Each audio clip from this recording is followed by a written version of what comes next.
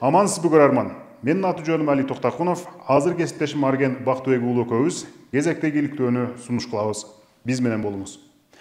Бул Низамхон Жураев Тажикстанда туулган, криминалга тиешеси бар деп тажик бийлиги аны издөөгө алган. А бул болсо Илья Самсония Грузияда туулган, маңзат соодасы боюнча соттолгон, постсоветтик өлкөлөрдүн криминалдык чөйрөсүндөгү белгилүү адам. А бул Айеркен Саймаити Кытайда туулган, Кыргызстандан 100 миллиондогон долларды чыгарып кеткенин мойнуна алган. А бул Арзыкан Матиллаева Кыргызстанда туулган, өмүр бою курулуш тармагында эмгектенген. Бул адамдардын үчөөнүн жанынан кыргыз паспорту чыккан. Ал эми бирөө өмүр бою ага жетинбей келет. Ал Арзыкан Матиллаева экенин туюп калдыңыз окшойт. Эмнеге мамлекет үчүн бирден бир маанилүү документ чет өлкөлүк кылмышкерлердин колуна тиет дагы өз жарандарына берилбейт. Кыргыз паспортторун саткандар, документти жасагандар кандай жаза тартышты? Мына ушул иликтөөдөн көрөсүз. Эмесе алда кесиптешим Арген Бактыбек уулу бардыгын жипке тизген шурудай кылып көрсөтүп берет.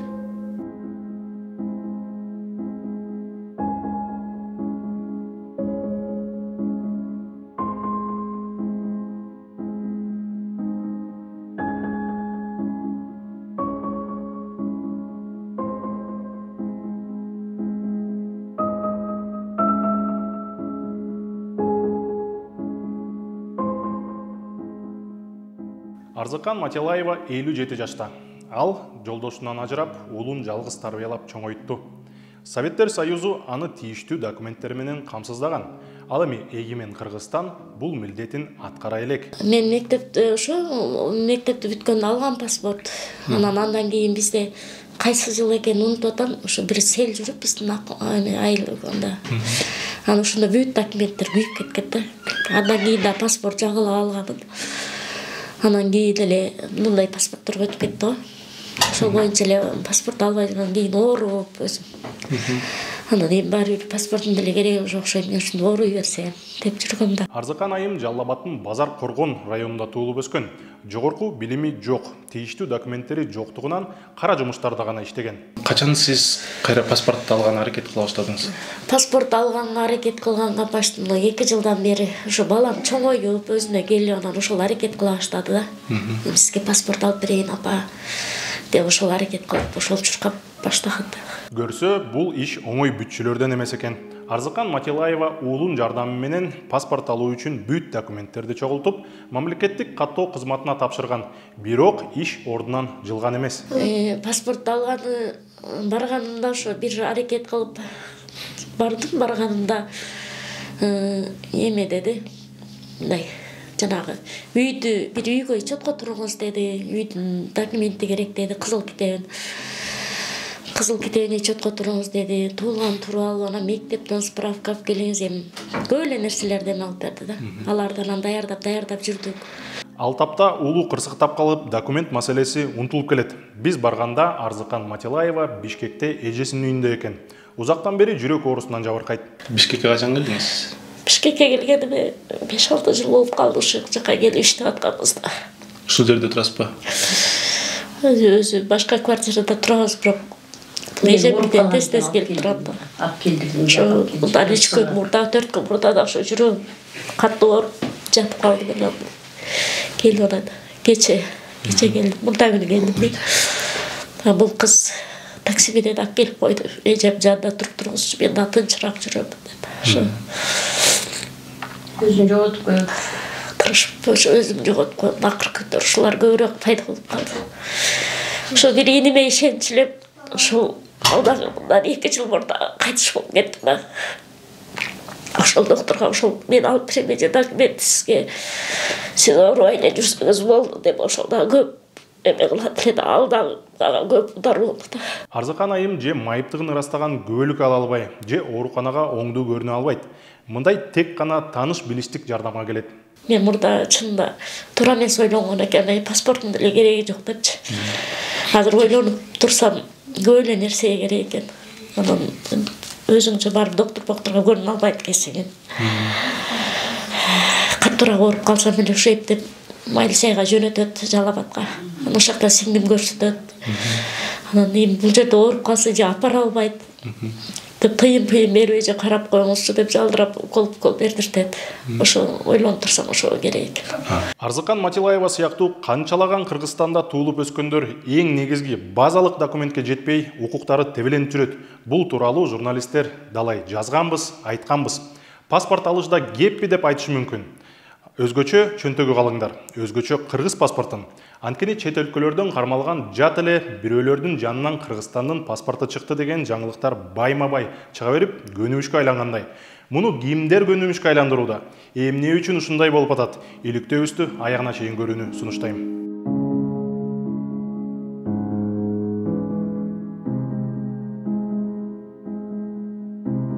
Айеркен Саймайти, Кытайдын жараны, Кыргызстанга келип ишкерлик жүргүзүп, контрабандалык, соодадан жана коррупция, паракорлуктан түшкөн $100 миллион акчаны адалдаганын мойнуна алган. Азаттык, Клоп жана OCCRP биргелешкен иликтөөсүндө ал каражаттарга бажы кызматынын мурдагы орун басары Райымбек Матраимов жана теги кытайлык ишкер Хабибулла Абдыкадырдын тиешеси бар экени айтылган. Саймайти 2019-жылы ноябрда Стамбулда атылып өлтүрүлгөн. Ошондо анын жанынан Кыргызстандын паспорту табылган. Эркин Самятов деген ат жазылган ал паспортту Саймайти Жалал Абадтын Сузак районунан алганы белгилүү болгон. Буга байланыштуу соттук териштирүү жүрүп, Саймайтиге Сузактын калкты паспорттоштуруу жана каттоо бөлүмүнүн ААК аттуу жетектөөчү адиси паспортты мыйзамсыз берген айтылган. Бирок жогорку сотко чейин жеткен иш кылмыштын мөөнөтү өтүп кеткенине байланыштуу деп 2020-жылдын 31 декабрында кыскартылган. Ошондо жогорку соттун басма сөз катчысы Иззати Шүгүралиева азаттыкка бул актоо чечими эмес деген болчу. Кылмыш жоона тартуу мөөнөтү өтүп кеткендиктен ишти текшерүүнү токтотуу реабилитациялоочу жагдай болуп эсептелбейт. Ошондуктан жогорку сот ААК аттуу жаранды актады. Бирок иш жүзүндө айыпталуучу акталып элетин болбостон айылдык кеңешке депутаттыкка да шайланган. Атүгүл айыл өкмөт башчылыгына талапкерлигин коюп, аз жерден депутаттардын элегинен өтүп кете жаздаган. Медиа хаптын маалымат булагы кабарлагандай, ал адам азыр Сузактын Кыз көл айылдык кеңешинин депутаты Амирбек Абдыкалыков. Биз бул маалыматтарды текшерүү үчүн сот актыларды каттаган сайт менен Борбордук шайлоо комиссиясынын сайтын текшердик. Чынында эле жергиликтүү кеңеш депутаты Абдыкалыков Амирбек Касымбекович менен соттолуучу ААКнын атынын жөнү, баштамгалары, туулган жери, айы, күнү жана жерлиги дал келди. Саймайтиге байланыштуу сот иш менен таанышып жатып, биз Амирбек Абдыкалыков андан толук 1 жыл мурда да ушундай башка иш боюнча соттолгонун биле алдык.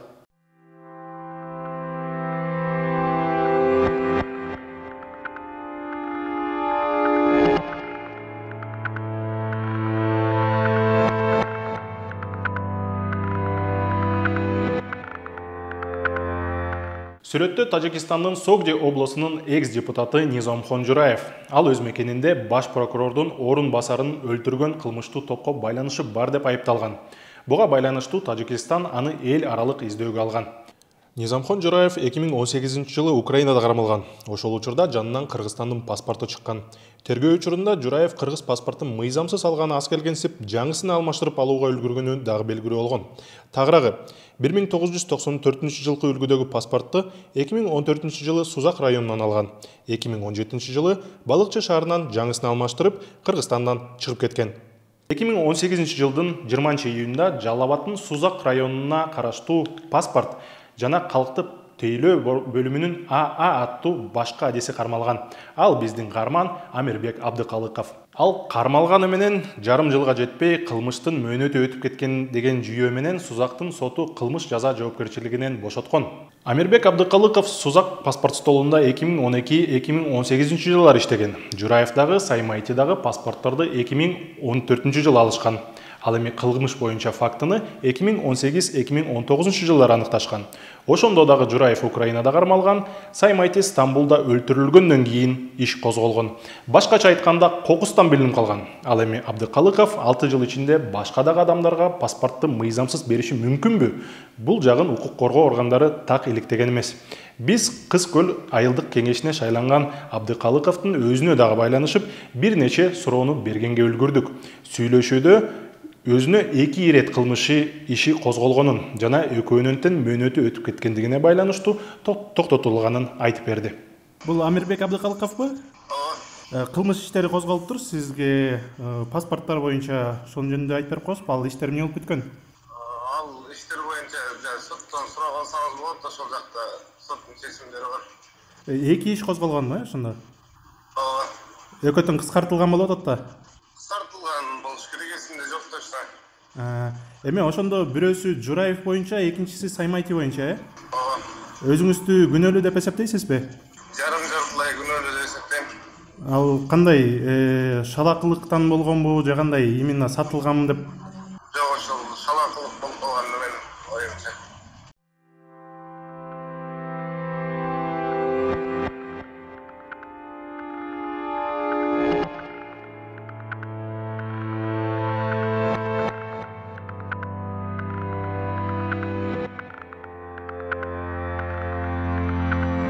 Кайсы бир чет өлкөдө издөөдө жүргөн же кылмыш учурунда кармалган адамдын же криминалдык авторитеттин жанынан кыргыз паспорту табылды деген кабарлар таң калтырбай калды. Бирок бул көрүнүштүн өзү Кыргыз Республикасынын улуттук коопсуздугуна эң чоң шек келтирип, дүйнөдө мамлекет катары аброюна оор сокку урары шексиз. Ал эми мыйзамсыз паспорт берген мамлекеттик кызматкерлердин жазадан тыш калганы жасалма документтерибиздин дүйнөдө тарала беришин шарттабайбы? Соттук бүтүм чечимдерди камтыган Аксот KG сайтына баш бактык. Андагы 10 миңдеген актылардын арасынан жасалма паспорт менен кармалган 35 учурду таба алдык. Анын ичинен 17 иште паспортты жасалмалоого мамлекеттик кызматкерлер аралашканы аныкталган эмес. Ал эми 18 кылмыш иши мамлекеттик катоонун кызматкерлерине байланыштуу болуп чыкты. Тагыраагы алар кызматынан кыянат пайдаланып, жасалма паспорттун жарыка келишине колдору тийгени белгилүү болгон.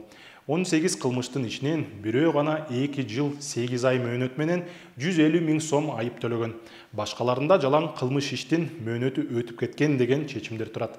Мындайча айтканда, баары жазага тартылган эмес. Бул жерден дагы бир саясатка кызыккан мурунку калкты паспортташтыруу кызматынын Таластагы бөлүмүнүн жетекчисин таба алдык. Негизи Аксот сайтында чыккан актарда фамилия, аттар өчүрүлүшү керек, бирок бул документте маалымат өчүрүлбөй калган. Геп Жеңишбай Мамытов жөнүндө. Актта ал 2011 жылы жарандардын ордуна документтерге кол койгону айтылган. Натыйжада башкаруу органдардын мыйзамдуу ишмердигин камсыз кылган коомдук мамилелерге зыян келтирилген деп жазылган расмий актта. Кылмыш аныкталганы менен Мамытов иштин мөөнөтү өтүп кеткендиги үчүн жазага тартылган эмес. Анан дагы Боршайкомдун маалыматына ылайык, Жеңишбай Мамытов ушул жылдын апрель айында Таластагы Нуржанов айылдык кеңешине депутат болгону аракет кылган, бирок өтпөй калган. Кылмыш иштин материалдарында паспортту жасап бергендердин кызмат акысы тууралуу көп деле маалымат жок.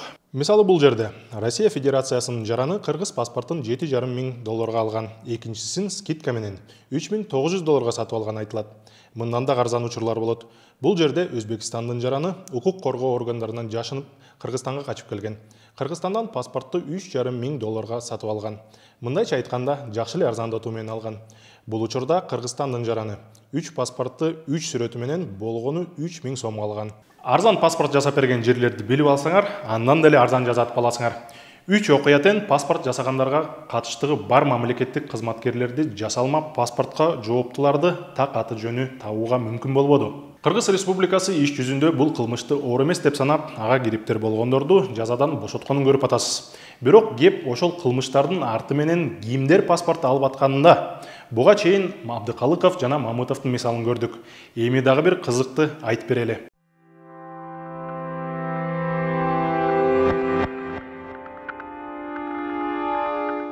Бул соттук иште Тажикстандын мамлекеттик коопсуздук кызматынын АЭА аттуу мурунку кызматкери кыргыз паспортун 2010 жылы алган. Муну менен катар ал Тажикстандын паспортун да колдонуп, тажик атайын кызматынын ардагери катары пенсияда калып жүргөн. Ал Кыргызстанда кеңгесире жашаган. Муну жүргүнчүлөрдү ташуу үчүн айдоочулук күбөлүк жана патент алганы ырастайт. Кыргыз күч органдардын колуна ал 2019 жылы түшкөн.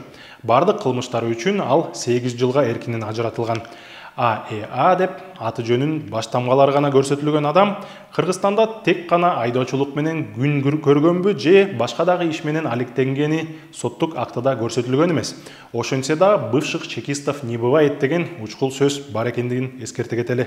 Мына ушундай көрүнүштөрдүн баары эл аралык чөйрөдө Кыргызстандын мамлекет катары аброюна өзгөчө сокку уруп келет. 2020 жылы Кошмо Штаттардын президенти Дональд Трамп Кыргызстандын жарандарына иммиграциялык виза берүүгө тыюу салган. 2021 жылы январда кийинки президент Джо Байден ал чечимди жокко чыгарып, Кыргызстанга кайра визалык чектөөнү алган. Муну менен катар кыргыз паспорттун эл аралык деңгээлдеги статусу төмөн бойдон калууда. Global Passport Ranking же Глобалдык паспорт рейтинги уюмунун 2021 жылдагы маалыматына ылайык, Кыргызстандын паспорту 116 өлкөнүн ичинен 86 орунда турат.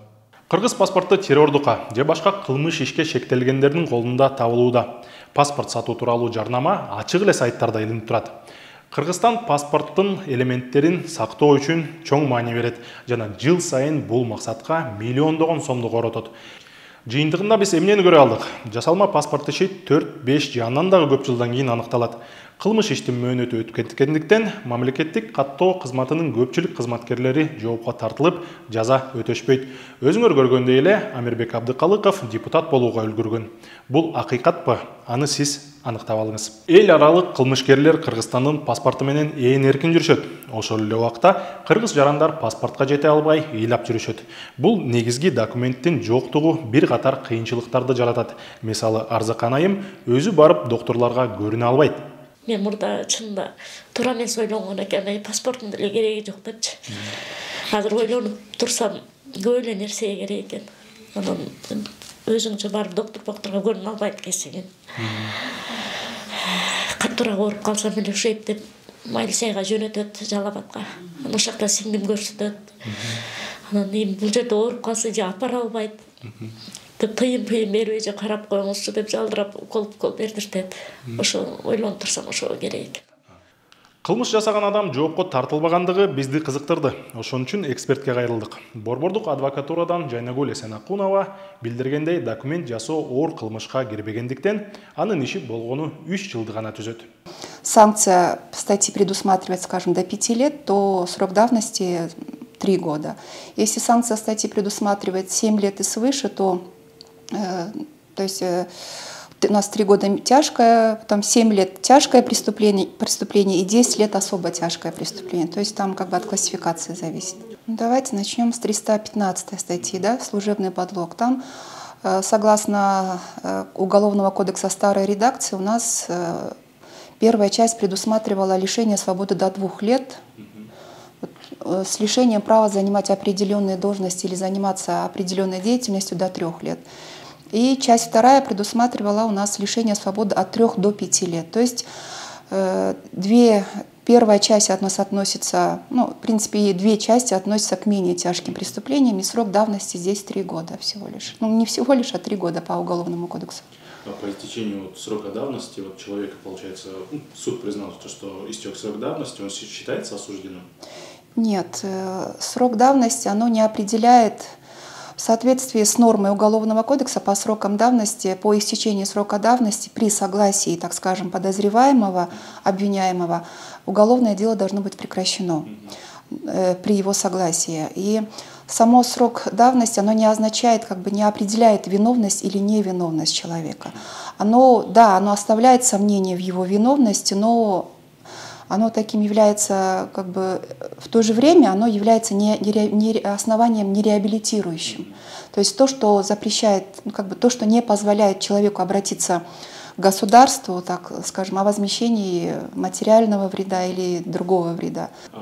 Если преступление повторялось несколько раз, человек совершил несколько раз сократили какой-нибудь рецидив же получается?